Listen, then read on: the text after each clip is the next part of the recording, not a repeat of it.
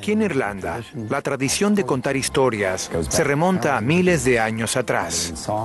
Ya sea en canciones, rimas o en simple prosa, el arte de transmitir información es emocionante y a menudo se lleva a cabo en bares como este. Si bien las historias pueden crecer a medida que son contadas, la importancia de transmitir el mensaje nunca se arriesga. En el mundo actual, la ciencia de la comunicación ha progresado enormemente, pero el arte no ha cambiado. Hoy, la comunicación todavía tiene que ver con encontrar una audiencia y asegurarse de que entiendan el mensaje.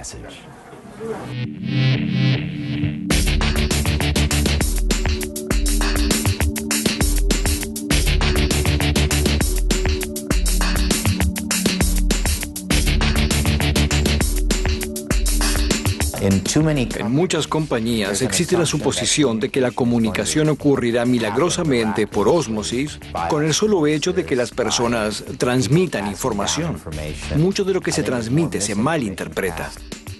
La tecnología de los correos electrónicos, de los videos, hay muchas formas de hacer llegar un mensaje a otras personas, pero no se establece una relación de liderazgo de otro modo que no sea cara a cara. Es un problema de las grandes compañías. Pueden ser demasiado grandes como para permitir que un líder real se destaque. Y lo que antes era adecuado de pronto se vuelve absolutamente inadecuado, no solo en términos de comunicación, sino también en términos de controles internos, en términos de conocer los procesos reales de una compañía. Necesitamos el contacto cara a cara porque dejamos de hablar con otras personas. El liderazgo es ponerse de pie frente a las tropas y mostrar el panorama completo. A menudo entro en una oficina, trabajo con un grupo pequeño y les hago la siguiente pregunta. ¿Cuál es el mayor problema que enfrentan hoy? Y siempre contestan la palabra con C. Y la palabra con C no es competencia, complejidad ni cambio. Es prácticamente siempre comunicación. No hay duda de que la velocidad de la comunicación tiene consecuencias que no hubieran existido años atrás. Bienvenidos a la filosofía del dinero. Soy Damon Redfern. Hoy estamos en Dublín, Irlanda, hablando acerca del valor de la comunicación.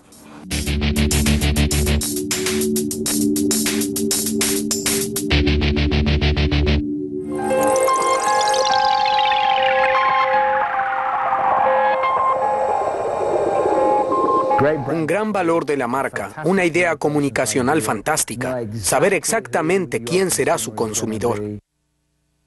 Kevin Roberts es el gerente general a nivel mundial de Saatchi & Saatchi, una de las agencias creativas líderes del mundo.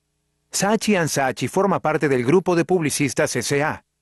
El señor Roberts prospera en el desafío de desarrollar reputaciones de negocios y cree que las grandes compañías se construyen con grandes ideas y grandes marcas. Y luego unir ambas usando la falta de conceptualidad y la intimidad.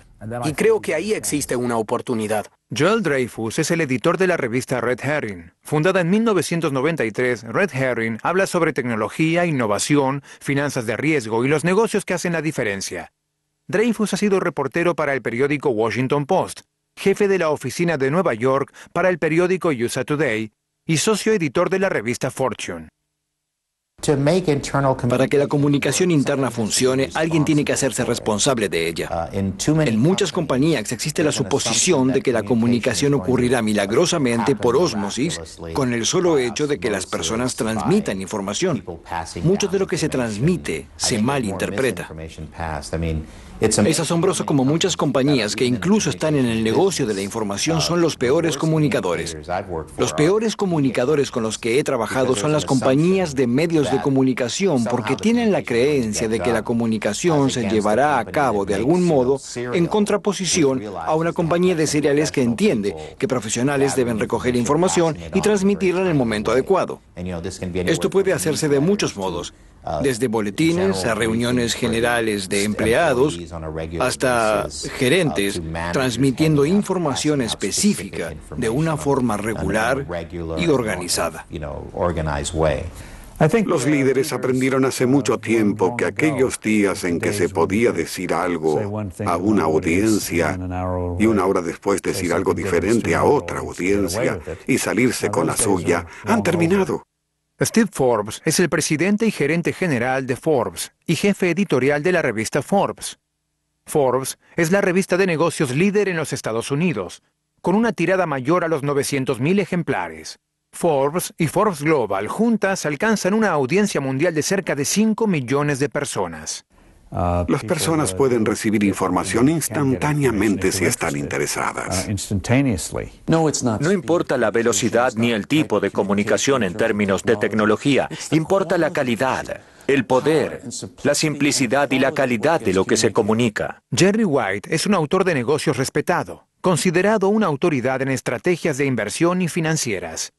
Es un profesor graduado de la Universidad de Toronto y de la Escuela de Servicios Humanos de Nueva York. Los correos electrónicos. Si alguien quiere contarme lo que sucede en una venta de ofertas en Walmart y me envía un mail, no me interesará en absoluto. Si quieres motivarme y emocionarme o que sepa algo o que haga algo mejor que tú, será mejor que me hables. Quiero oírte, verte, ser capaz de tocarte. Nos hemos olvidado de todo eso porque usamos la tecnología para evitar el contacto humano a cualquier precio. Y como resultado, la comunicación falla. El vendedor vende muchos equipos, pero nada mejora dentro de la compañía. La tecnología ha cambiado todos los aspectos de la comunicación. La naturaleza de nuestra comunicación con el resto de las personas y las cosas ha cambiado.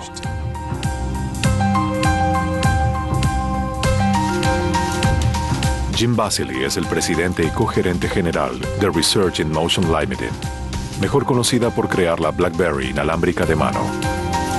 Es responsable de la estrategia, desarrollo empresarial y finanzas.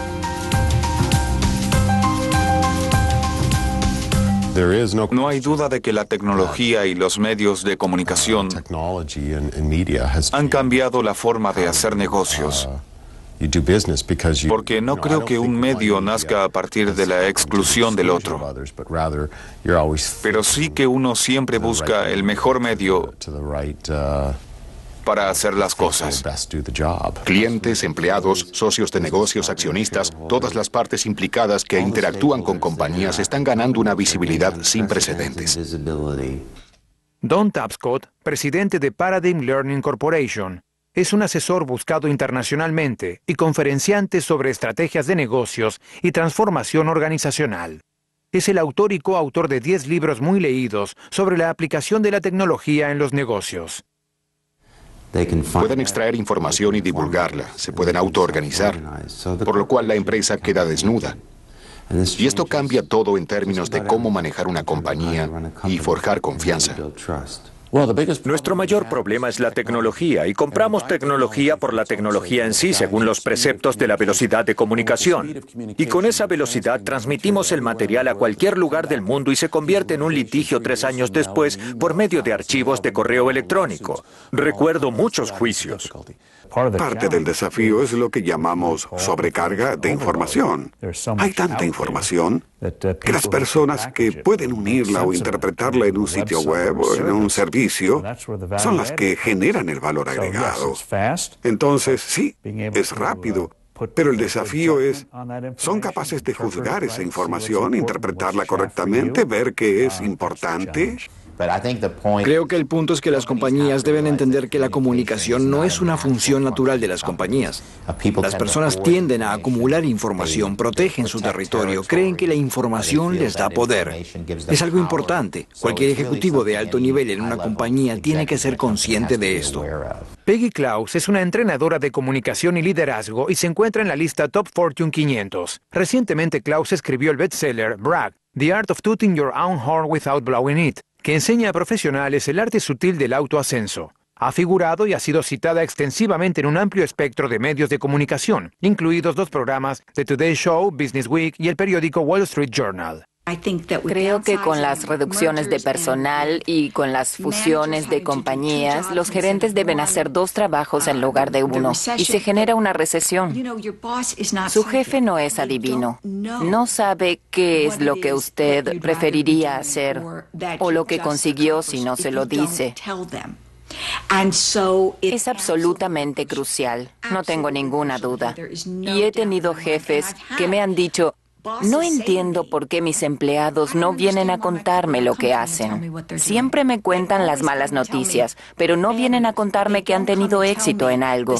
Y realmente necesito saber eso, porque cuando llega el momento de hacer un balance o de calcular los bonos, no sé qué han estado haciendo.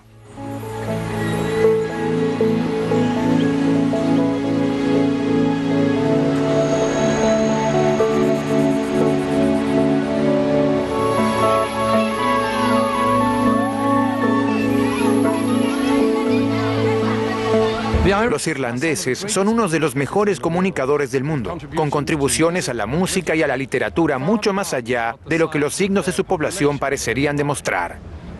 ¿Qué mejor lugar para estudiar el modo correcto de contar la historia correcta? Ya sean leyendas ancestrales o noticias de la propuesta de una fusión corporativa.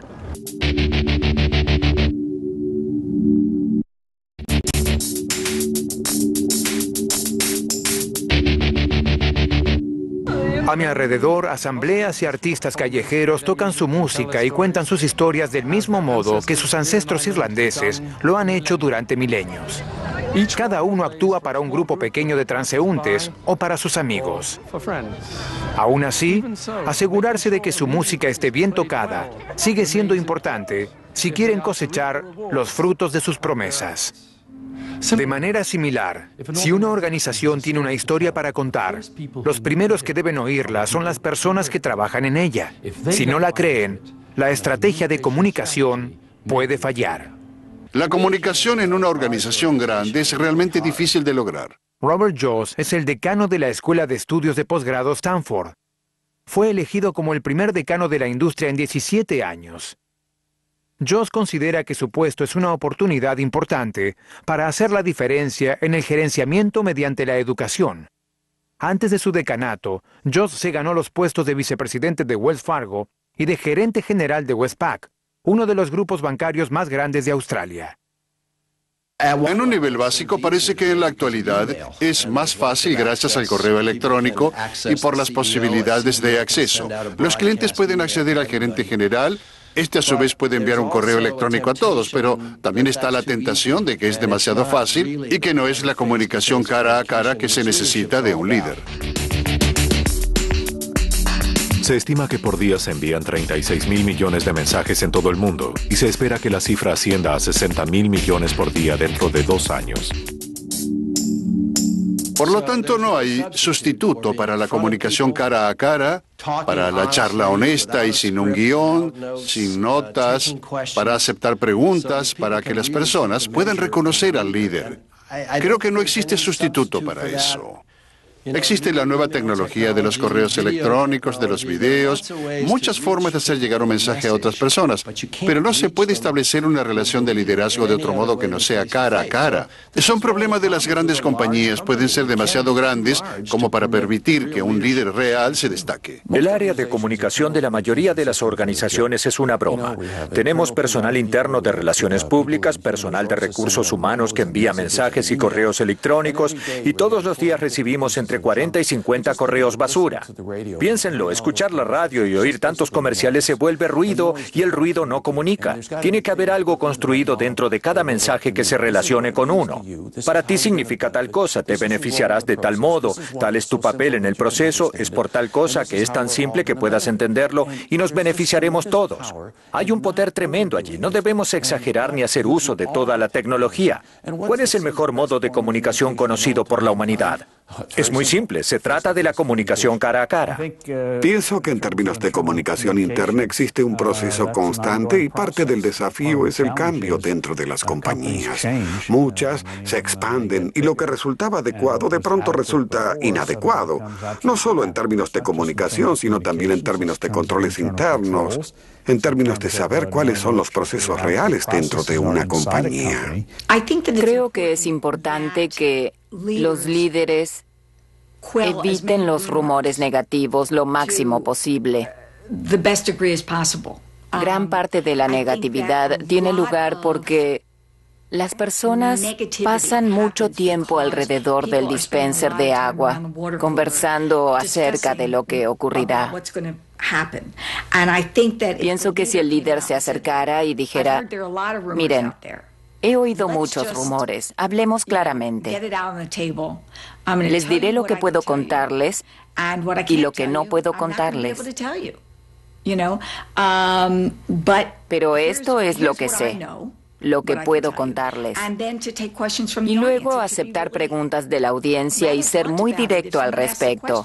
Si alguien hace una pregunta que no pueden responder, deben decir, me gustaría responder eso, pero lo siento, es confidencial.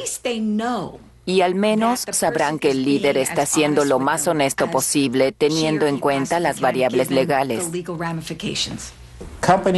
Las compañías que manejan bien la comunicación, como dije antes, según mi experiencia como analista dentro de compañías, son muy a menudo las compañías de productos de consumo.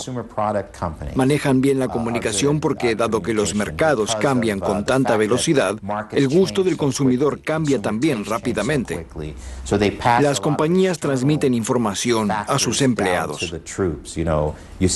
Se elaboran informes semanales de ventas, en algunas compañías informes diarios.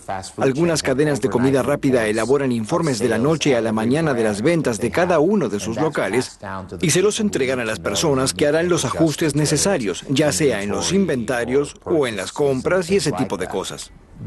Esas son las clases de compañías que tienden a tener buena comunicación cuando las fuerzas externas cambian a gran velocidad. Si las cosas no cambian a gran velocidad en su mercado o en la audiencia a la que se apunta, entonces hay menos urgencia de cambiar. Hoy muchos gerentes están descubriendo, gracias a la aparición de software cada vez más avanzado, lo poco que sabían de lo que ocurría en ciertos procesos de principio a fin. Antes lo veían listo en un determinado día, hablando en términos generales, pero cuando alcanzan el fondo de la cuestión y ven los detalles de cada pequeño detalle que se puede modificar en términos del fluir de los procesos, uno se da cuenta de lo poco que sabía y gracias a la alta tecnología es imposible desconocerlo. No siempre significa que tomarás las decisiones correctas. Pero cuando se observa algo como los escándalos financieros de los últimos años, aún con sistemas sofisticados, no siempre se comprenden del todo. Se trata de unir los puntos de modo tal que nunca antes fueron usados. Pero la complejidad no es nada nuevo. El software nos permite, del mismo modo que los grandes avances de la tecnología industrial décadas atrás permitieron el desarrollo de General Motors, una organización absolutamente compleja y exitosa. Hoy el software permite mucha mayor complejidad. En resumen, siempre se puede tener el mismo software, se puede tener los mejores procesos, pero si no se tiene el personal adecuado, no funcionará. En mi experiencia como vendedor y distribuidor de entrenamientos de liderazgo para compañías, a menudo entro en una oficina, trabajo con un grupo pequeño y les hago la siguiente pregunta. ¿Cuál es el mayor problema que enfrentan hoy? Y siempre contestaban la palabra con C. Y la palabra con C no era competencia, complejidad ni cambio. Era prácticamente siempre comunicación. John Miller es un autor líder y un vocero de la contabilidad actual. Es presidente y fundador de QBQ Incorporated, una firma de desarrollo de emprendimientos dedicado a ayudar a las organizaciones a considerar la responsabilidad personal como un valor central. Lo que he aprendido ahora es que nunca nadie se despertó y dijo, oigan, necesito ser un mejor comunicador. Siempre se piensa así, ¿cuándo aprenderán a comunicarse mejor? Esto siempre apuntó a la gerencia, al sector administrativo. Si soy asistente pienso, ¿por qué los administrativos no se comunican mejor? Y si soy administrativo me pregunto, ¿por qué los asistentes no se comunicarán mejor? Siempre se pensó en términos de lo que no se hacía. Contrariamente, la responsabilidad personal sostiene que uno tiene la suficiente madurez emocional y la fuerza para decir, ¿cómo puedo ser un comunicador más efectivo? ¿Qué puedo hacer para comprender mejor al prójimo? ¿Cómo puedo ser más útil y ayudarle a alcanzar sus metas? Esa es la esencia de la comunicación, hacerse una buena pregunta y tener voluntad de servicio. Escucho tantas quejas sobre los gerentes. Seamos sinceros. ¿Qué es lo que más se escucha en las compañías? Creo que el mayor problema es que los gerentes no dan suficientes devoluciones positivas, ni tampoco devoluciones constructivas específicas. Así pueden pasar 6 meses o un año sin que los empleados reciban devoluciones constructivas específicas. Y cuando llega el momento del análisis del desempeño, se frustra. Porque de pronto los gerentes le dicen que debe cambiar algo que el empleado hacía hace muchos meses. Creo que los empleados descubren que los gerentes esquivan lo que deben decir en lugar de decirlo abiertamente. Creo que no proporcionan una devolución específica. Entonces, por ejemplo, si le digo a alguien, hiciste una presentación asombrosa ayer, la persona se marcha y piensa, eso es genial. Peggy es muy perfeccionista. No hubiera dicho eso si yo no hubiera hecho realmente un buen trabajo. Pero luego llegan a su automóvil y piensan, espera un momento. Peggy me vio haciendo la misma presentación la semana pasada y no dijo nada. ¿Qué cambió en mi presentación de esta semana para poder repetirlo en mi próxima presentación? Así los gerentes no dan realmente una devolución que pueda servir para fortalecer y reforzar. Muchos cambios en la tecnología de la comunicación han posibilitado que las compañías se dirijan a sus empleados de muchas maneras diferentes, pero si aprovechan la oportunidad o no es otro tema. Obviamente, cuando entré al negocio, el único modo de obtener información era por medio de memos tipeados a máquina o fotocopiados que se pasaban entre los empleados. Ahora llegamos a un punto que tenemos el correo electrónico, al que considero muy impersonal, de transmitir información. Existen los sitios web, las teleconferencias, las videoconferencias. Hay muchos modos de transmitir información. Y si te encuentras en una compañía muy grande con oficinas mundiales, terminas utilizando todos esos medios para hacer llegar la información. Creo que la gran incógnita es si la voluntad de comunicar y de transmitir información son prioridades de una compañía.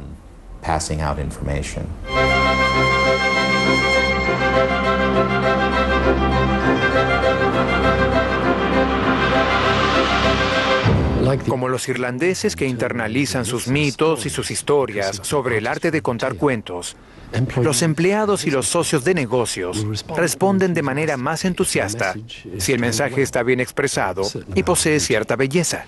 A continuación, cómo hablar ante una gran audiencia.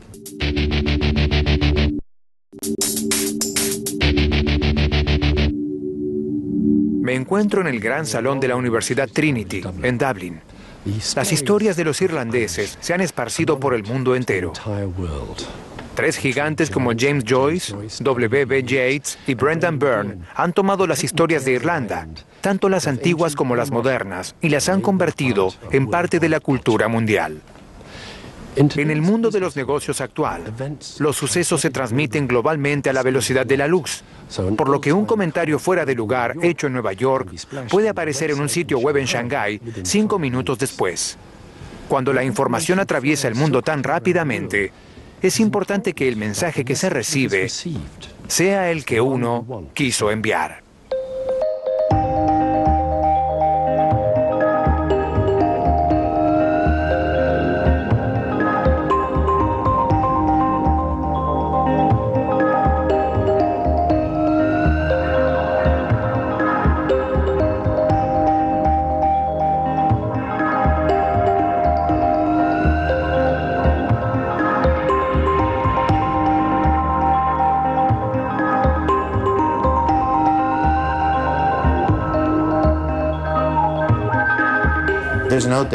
No hay duda de que la velocidad de las comunicaciones tiene consecuencias desconocidas años atrás. Recuerdo cuando yo era reportero en Japón, estaba entrevistando a un gerente general y teníamos a un traductor y dijo algo que no quiso decir y se volteó y le dijo al traductor, no traduzcas eso. Hemos escuchado historias de personas que les piden a sus asesores de relaciones públicas que mantengan datos fuera de los periódicos. Uno no tiene ese control. Y con todas las leyes de divulgación que se han aprobado luego de todos los escándalos, se ha llegado a un punto en el que un gerente prácticamente no puede decir nada. Hay 4 caminos hacia la transparencia y la responsabilidad. Existe un nuevo medio dentro de las comunicaciones humanas: Internet. La computación omnipresente, de banda ancha, móvil. Las personas tienen a su alcance la herramienta más poderosa para inspeccionar que jamás haya existido. Hay un gran cambio en la economía, el nacimiento de la globalización, La liberalización del comercio y grandes cambios en la arquitectura de las corporaciones tienen como consecuencia la apertura de las compañías con respecto a sus socios de negocios. Y existen fuerzas sociales y políticas en crecimiento que provocan la apertura de las compañías. La empresa de decoración Home Depot está desforestando bosques milenarios y la facción de la red que defiende los bosques tropicales no irá ante un gobierno global para quejarse, porque no existe tal cosa. Irán a Internet y lanzarán una campaña. Y ahora Home Depot es líder en la protección de bosques milenarios gracias al poder de la sociedad global civil. Por lo tanto, todas estas fuerzas están haciendo que las compañías sean más abiertas, que sean francas y que se manejen mejor.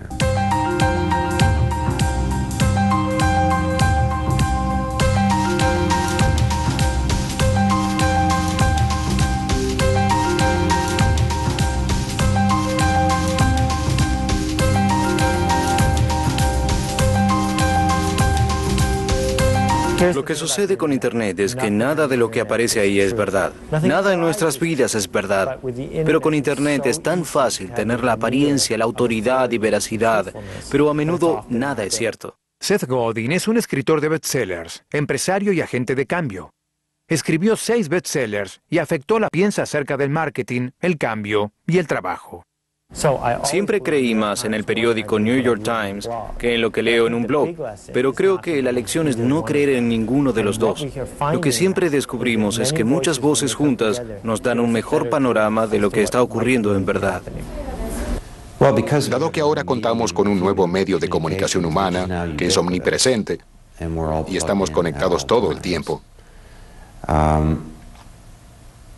podemos forjar relaciones con todo tipo de grupos de formas que anteriormente no eran posibles. Todo el mundo tiene una PC. Todos usamos, por ejemplo, Amazon para comprar libros. No voy a ningún otro sitio web para comprar mis libros. Ni siquiera sé si existe otro, ni me interesa, porque tengo una relación con Amazon. Y no se trata solamente de volver a informar a alguien acerca de mis datos, mi dirección, mi fecha de nacimiento y datos de mi familia. Amazon me conoce, sabe la clase de libros y de música que me gustan y sabe muchas cosas más. El sistema de recomendaciones de Amazon.com rastrea los datos del consumidor, los compara con otros usuarios y realiza recomendaciones de compra. Mi relación con Amazon no fue perfecta desde un principio. La segunda vez que entré a la página decía, Don Tapscott, bienvenido nuevamente. Aquí hay 10 libros que le recomendamos. Yo había escrito 5 de esos 10 libros, así que resultó ser un problema. Pero son buenas recomendaciones y uno lo piensa. Tienen muy buena opinión acerca de esos libros. Comencé a descartar los que ya había leído y la lista se volvió a llenar. Por eso ahora es posible forjar y desarrollar relaciones que en el pasado no podían concebirse. Una cuestión importante es el mercadeo individualizado y cómo segmentar según una base individualizada. Claro que existen todo tipo de cuestiones de privacidad que surgen de allí y son realmente importantes, porque la tecnología trae aparejadas todo tipo de posibilidades, pero también todo tipo de consecuencias. Creo que lo que sea que uno haga en mercadeo tendría que ser sobre la base del permiso. Pero muchos están dispuestos a sacrificar su privacidad para obtener mejor capacidad. Por ejemplo, el enorme éxito de Gmail de Google. Las personas dicen, ¿tiene 1 GB de memoria gratis? Lo llevaré, gracias. Y no hay problema, entren en mi correo y coloquen publicidad allí si quieren. Por eso no estoy tan seguro de que las personas sean tan rígidas con respecto a la privacidad. Podrán ver una revolución de servicios innovadores, soluciones para clientes y para que los clientes tengan una experiencia con los medios cada vez más enriquecedora y poderosa, con una terminal de acceso que llevan consigo las 24 horas del día.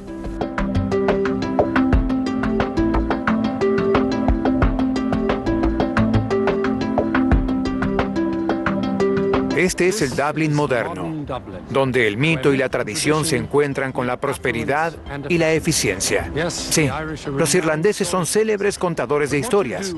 Pero ¿qué se hace cuando se cuenta una historia sin final feliz? A continuación, analizaremos la comunicación corporativa y el manejo de las crisis.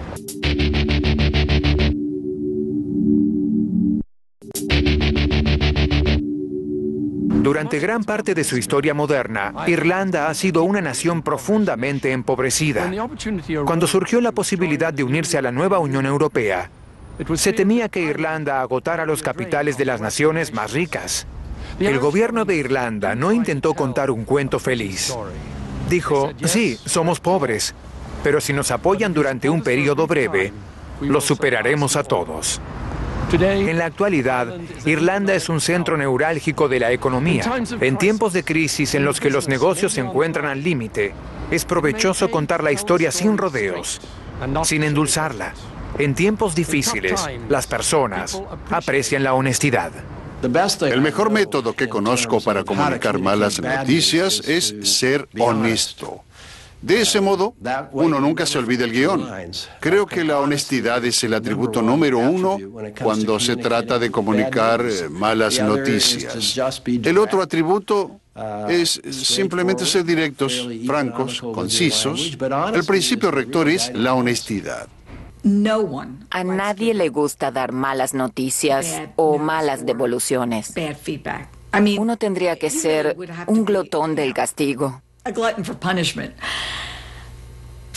Antes que nada, creo que cuando les enseño a las personas a dar devoluciones constructivas, digo, miren, a nadie le gusta hacer esto. Está bien que uno no se sienta cómodo haciéndolo. Simplemente hay que aprender a hacerlo y hay que hacerlo o uno se atascará en su carrera y se descarrilará del mismo modo que la otra persona se atascará y se descarrilará si uno no la ayuda. Luego les digo que se deshagan de la parte emocional y que transmitan la frase célebre del sargento Joe Friday en la serie Dragnet. Solo los hechos, doña. Uno puede decir, mira, es difícil para mí decir esto, pero creo que estaría actuando en perjuicio tuyo si no lo dijera. Y se indica qué es lo que tendrían que hacer en el futuro para mejorar y se trabaja con ellos si tienen alguna pregunta. Primero, cuando uno está a punto de dar malas noticias, hay que saber que los empleados lo imaginaban o ya lo sabían. En segundo lugar, están buscando devolver la puñalada. Mi consejo es que hay que decirlo directamente, sin dar vueltas, sin fingir que las cosas no son tan malas como parecen. Solo hay que sacar la mala noticia del camino muy rápidamente, pero no hay que hacerlo un viernes para que el empleado no se quede todo el fin de semana preocupado por ese tema. Si uno está dando la mala noticia de que se suspenderá temporariamente a empleados y realmente no sabe qué ocurrirá en el futuro, lo mejor es decir, no sé. Desearía poder decir que no ocurrirá nada peor. Este es el momento más difícil de mi carrera. Realmente no lo sé. Dependerá del progreso de la economía, de los recursos de la compañía. Simplemente no lo sé. En 2004 se suspendió temporariamente a casi 1 millón de empleados en los Estados Unidos. Esta cifra es 19% menor que la de 2003. Creo que como gerente general decir simplemente no sé qué ocurrirá, aunque sea honesto hasta cierto punto, da la impresión de que uno no tiene el control sobre lo que intenta hacer. Por eso creo que uno tiene que decir, tendremos que ajustarnos los cinturones, quiero que traigan una lista de las cosas que podemos hacer. De este modo involucran a todo el equipo en la búsqueda de soluciones, pero simplemente correrse a un lado y decir, no sé qué ocurrirá en el futuro, hará que los empleados comiencen a huir y se perderá gran parte del personal más antiguo. Creo que el personal puede quedarse de esta manera, aunque sea incómodo. Creo que odian sentir que están tratando de aplacarlos. Uno debe dar a los empleados una dirección. Si como gerente general estoy suspendiendo temporariamente a 2.000 empleados, creo que lo próximo que debo pensar es cuál será la reacción de las personas que trabajan para mí y cuáles son sus preocupaciones. Y creo que hay que involucrarlos en la salvación de la compañía y en la mejora de la situación. Cuando se dan malas noticias, creo que es absolutamente esencial que el orador sea capaz de identificar la temperatura emocional de la audiencia. Por temperatura emocional quiero decir cuáles son los pensamientos y sentimientos de esa audiencia ese día. Lo que hay que hacer como orador es identificar qué ha estado ocurriendo en esa compañía, en la industria, quizás en la vida de los individuos, para poder saber qué piensan y sienten y prepararse para lo que yo llamo las chispas, que pueden lanzarle más adelante en términos de preguntas. Primero, los empleados pueden averiguar qué sucede en las compañías, así que tranquilamente uno puede contarles. Se les envía un memo a los 20 gerentes más importantes y es probable que una hora después el memo esté en memos.com. O si realmente quiere saber qué ocurre en su compañía, vaya al sitio de chismes electrónico vault.com. Por eso la honestidad con sus empleados tiene sus recompensas. Si se es abierto, se incrementa la lealtad, se reducen los costos internos, se mejora el metabolismo de la colaboración en una compañía, se reducen la política de oficina y también los juegos. Ser transparente con los empleados vale la pena por algo llamado trabajo de conocimiento. Los empleados necesitan saber hacer el trabajo de conocimiento. Y eso incluye saber prácticamente todo lo que sucede en la compañía. Bajo las nuevas leyes de divulgación, las partes interesadas, uno se ve obligado a dejar que las partes interesadas sepan las malas noticias lo antes posible. Para dirigir un negocio hay que dejar que los empleados sepan las malas noticias para poder detener los rumores y las informaciones erróneas. Pero bajo las nuevas leyes de divulgación, inmediatamente apenas uno recibe la información, tiene que informar a las partes interesadas. Es decir, que no hay muchas opciones ahora. Creo que es realmente importante, especialmente con las malas noticias, hacer saber a la audiencia que se identifica con ellos. Que no solo está ahí leyendo algo como hoy debemos suspender temporariamente a 3.500 empleados y siento mucho tener que hacerlo. Debo transmitir un sentimiento a la audiencia de Dios mío, esta es una decisión muy difícil e intentamos de todas las maneras posibles evitarlo, pero no hubo alternativa. Por supuesto que ayuda si el gerente general y el resto de los ejecutivos están recortando personal. Pero he visto cuando los líderes tienen que dar malas noticias, hacen una presentación un tanto formulaica. Leen sus notas y no ponen ninguna emoción ni reflexión acerca de lo que está sintiendo la audiencia. Lo que les digo a los ejecutivos que me consultan, podría dar ese discurso por teléfono si no estuviera en un escenario, pero está ahí. Y no solo necesita habilidad técnica para manejar esta compañía, sino también habilidad para comunicarse con el personal, y en eso falló.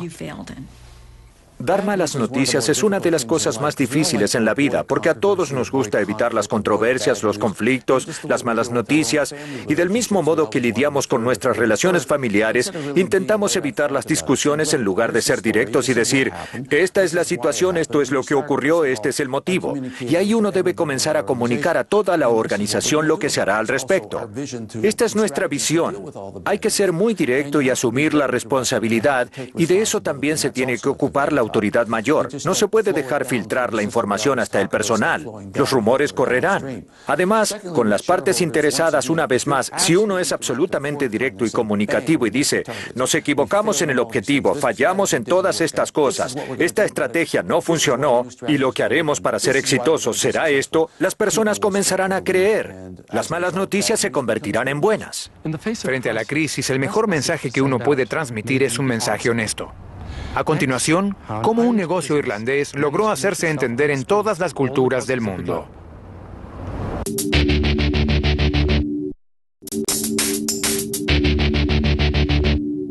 Estoy frente a la cervecería Guinness en Dublin, Irlanda. Fundada en 1759 en Spidal, Irlanda, que formaba parte, para el resto del mundo, de las Islas Británicas. En la actualidad, Guinness, su marca y su cerveza, se puede encontrar en incontables países y en todos los idiomas. ¿Cómo se traduce un negocio a través de fronteras y culturas?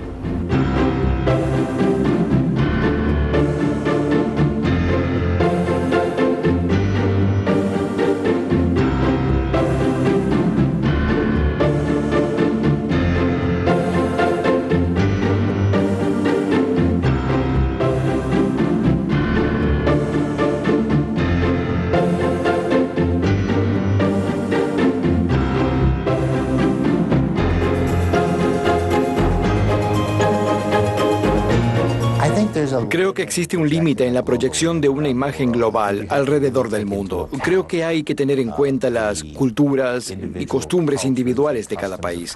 Todos conocemos las historias de las compañías que intentaron vender una única marca alrededor del mundo y descubrió que el nombre de la marca era una mala palabra en algunos países. Así que hay algunas cosas que las compañías pueden manejar, como su imagen general, siendo una compañía honesta, con proyección e innovadora. Pero creo que cuando se trata de los productos, hay que tener mucho cuidado para saber si el producto encaja en el mercado y que el nombre no ofende a nadie, que la publicidad no tiene un doble sentido que uno no descubrió antes porque su traductor aprendió el idioma en la escuela, pero no es su lengua materna. Por eso hay muchos cuidados que las compañías deben tener para proyectar la imagen de marca global.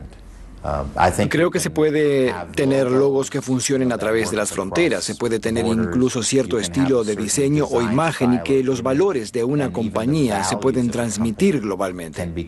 Pero creo que hay que ser muy cuidadoso al publicitar productos para el consumidor individual. Hoy en día hablamos acerca de compañías transnacionales y miramos lo que están tratando de hacer. Están tratando de comunicar en todo el mundo, se mueven en 186 países simultáneamente. Creo que la clave es comprender que cuando hay puntos de diferencia, hay mayor necesidad de ocuparse de la segmentación. Que cada sistema cultural es diferente y que tenemos que comunicar en cada cultura de modo que las personas puedan comprender lo que hacemos y por qué lo hacemos, cómo satisfaceremos sus necesidades. Y siempre es local y personal. No es macro-marketing, es micro-marketing.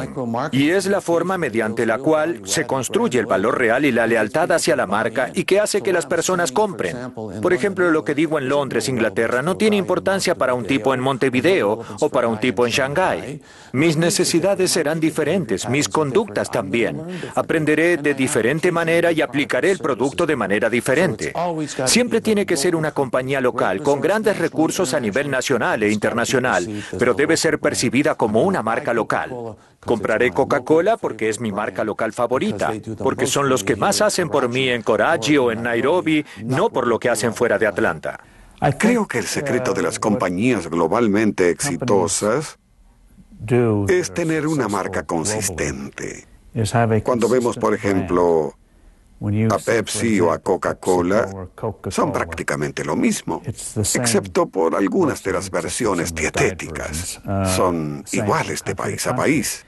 En Japón, Alemania, Malasia, un McDonald's tendrá cierta consistencia. McDonald's opera en más de 30.000 restaurantes, en más de 100 países y atiende a más de 46 millones de comensales por día.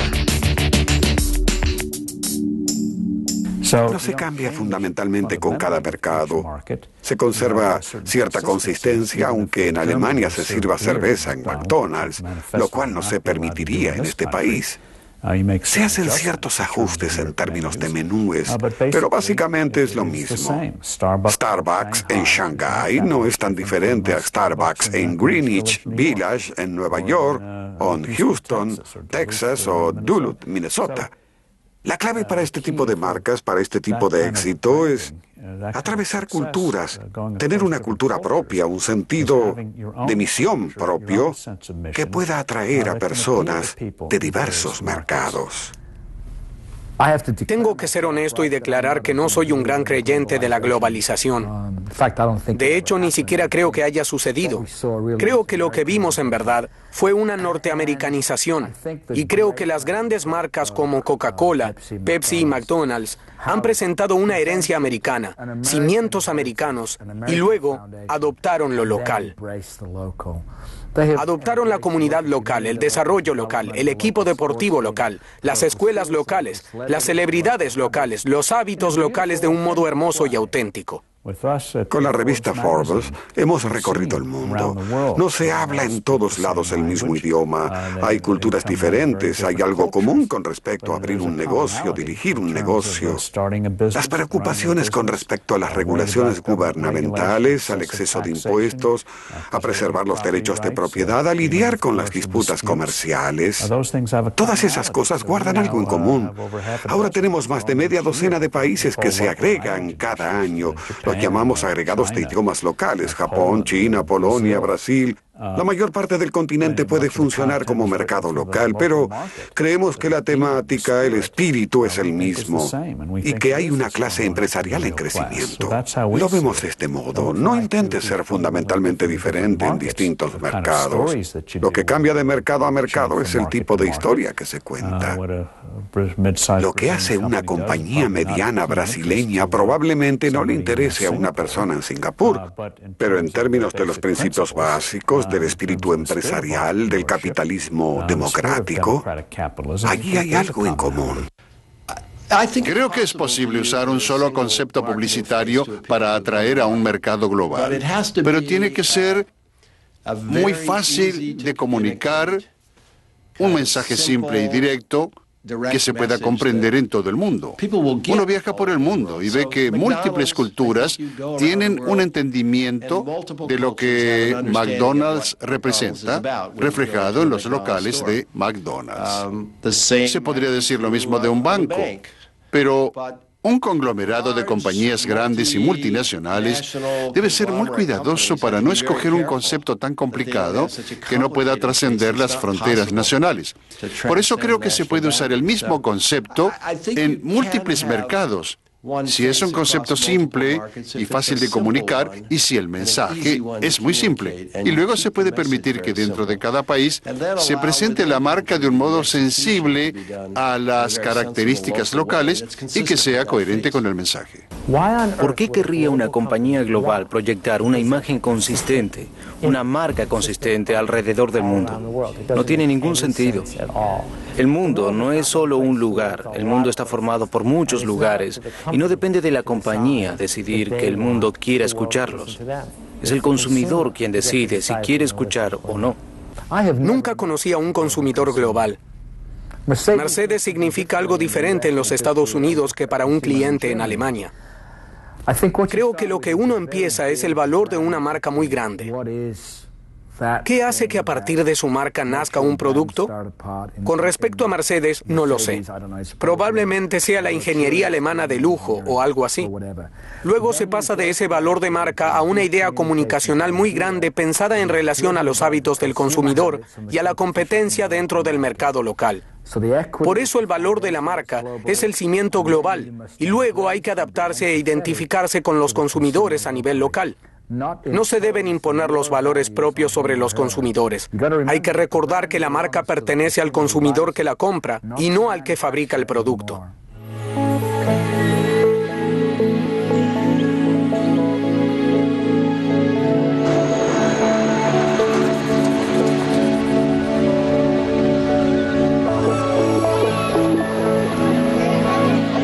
Todo el mundo necesita comunicarse y quiere que su mensaje sea escuchado.